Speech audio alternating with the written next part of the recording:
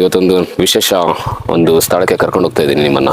ಪ್ರಕೃತಿಯ ತೊಟ್ಟಿಲಲ್ಲಿರುವಂತ ಒಂದು ಅದ್ಭುತ ಒಂದು ಸ್ಥಳ.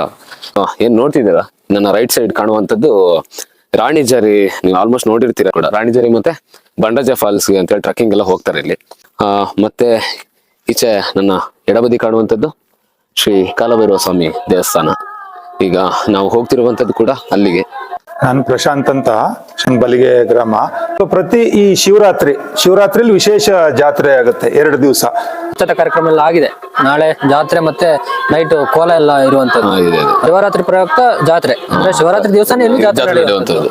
ಇಲ್ಲಿಯ ಒಂದು ದೇವಸ್ಥಾನಕ್ಕೆ ಇರುವಂತ ಇತಿಹಾಸ ಅಷ್ಟೇ ಒಂದು ಪ್ರಬಲವಾಗಿರುವಂತದ್ದು. ನಮ್ಮ 5 ಶಿವನ ದೇವಸ್ಥಾನಗಳು ಏನಿದಾವೆ ನಮ್ಮ ಕಳಸ ತಾಲೂಕು ಆಗಿರ್ಬೋದು ಮತ್ತೆ ಸುತ್ತಮುತ್ತ 5 ದೇವಸ್ಥಾನಗಳು ಶಿವನ ದೇವಸ್ಥಾನಗಳು ಒಂದೇ ಬಾರಿ ಆಗಿರುವುದು ಅಂತ ಅಂದ್ರೆ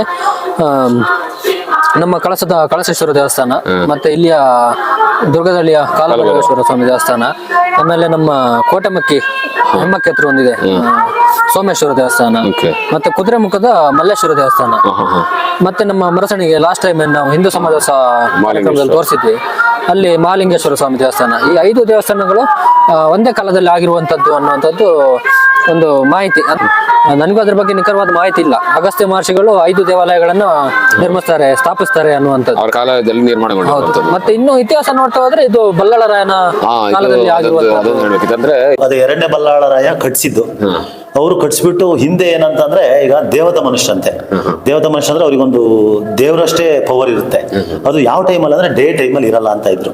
ಬಟ್ ನನಗೆ ಗೊತ್ತಿರೋ ವಿಷಯ ಹಗಲಿರಲ್ಲ, ಡೇ ಟೈಮಲ್ಲಿ, ರಾತ್ರಿ ಟೈಮಲ್ಲಿ ಅವರಿಗೆ ಫುಲ್ ಪವರ್. ಇದನ್ನ ಏನ್ ಮಾಡಿದ್ದಾರೆ, ಕಟ್ಸ್ಬಿಟ್ಟು ಅವರು ಒಂದು ದಿವಸ ರಾತ್ರಿ ಬೆಳಗಾಗದ್ರೊಳಗಡೆ ಕಟ್ಬಿಟ್ಟು ಇದನ್ನ ಊರೊಳಗಡೆ ತರಬೇಕು ಅಂತ ಹೇಳಿ ಇದನ್ನ ತಗೊಂಬರಕ್ಕೆ ಟ್ರೈ ಮಾಡ್ತಾ ಇದ್ರಂತೆ.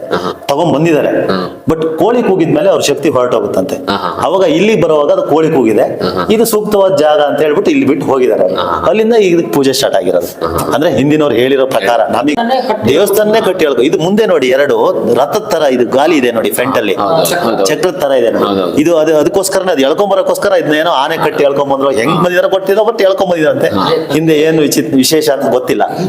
ಪುರೋಹಿತರು ಯಾಕಂದ್ರೆ ಅವರು 11:30ವರೆಗೂ ಇರ್ತಾರೆ ಸಾಧಾರಣ. ಬೆಳಗ್ಗೆ ಬಂದು 9 ಗಂಟೆಯಿಂದ 11:00ವರೆಗೆ ಕ್ಲೋಸ್ ಮಾಡ್ಕೊಂಡು ಹೋಗ್ತಾರೆ. ಕ್ಲೋಸ್ ಮಾಡಿದಾಗ ಈಗ ಯಾರೋ ಹೊರಗಡೆಯಿಂದ ಬಂದಿರ್ತಾರೆ. ದೇವಸ್ಥಾನಕ್ಕೆ ಬಂದು ನಾವು ದೇವ್ರು ನೋಡಕ್ ಆಗ್ಲಿಲ್ಲ ಅನ್ನೋ ಒಂದು ಮನ್ಸಲ್ಲಿ ಗೊಂದಲ ಬೇಡ. ಗೊಂದಲಗಳನ್ನ ಹೋಗ್ಲಾಡ್ಸಕ್ಕೆ ನಾವಿಲ್ಲಿ ಕ್ಯಾಮ್ರಾ ಕೂರಿಸಿರೋದು.